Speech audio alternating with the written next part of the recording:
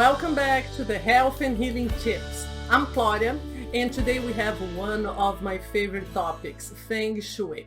Lisa will share with you some interesting tips on how to improve the energy flow in your space. Lisa? Hi, so I'm Lisa Ystrom. I'm a Feng Shui consultant and my business is Intentional Living Feng Shui.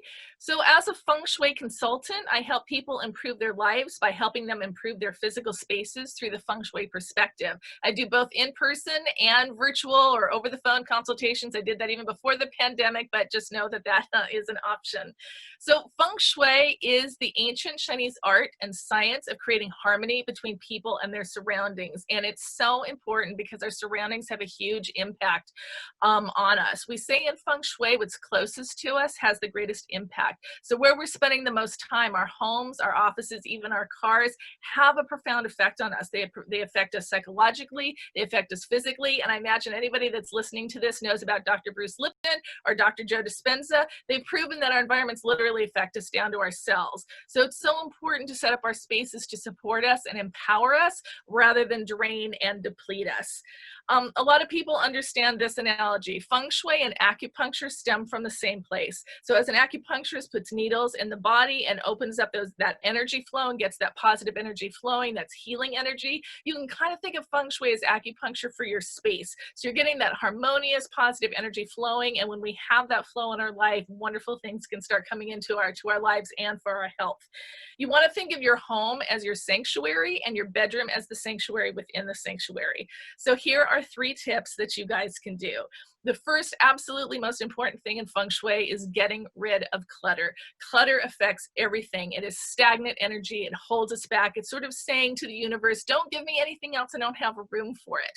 And so depending in Feng Shui, depending on where the clutter is, can affect different parts of a person's life and different parts of a person's health. But for right now, let's just say general overall clutter clearing is going to be one of the best things that you can do.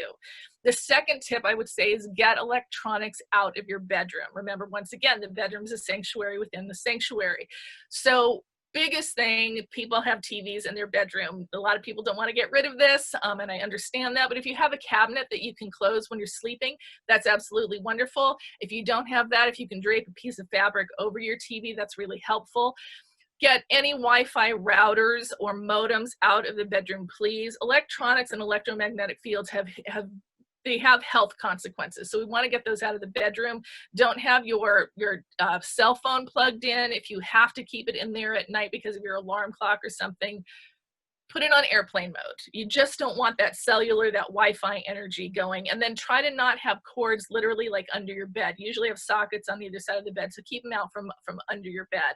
And then the last tip, which is one of the easiest things ever to do, is open up your windows, get fresh air in. That fresh air is circulating energy. I keep my windows open as much as I possibly can, but even when it's cold, which is kind of rare in Los Angeles, just open them a little bit for a couple minutes. And if you want some more free tips, go to my website, which is intentionallivingfengshui.com. And I'm wishing you health, wealth, and happiness. Thank you so much. Thank you, Lisa, for your participation and for sharing such great tips with us. Thank you all for watching. If you have a TV in your bedroom, now you know what to do. Cover with a fabric or get rid of it. Don't forget to like and follow our social media pages and subscribe to our YouTube channel. Thank you.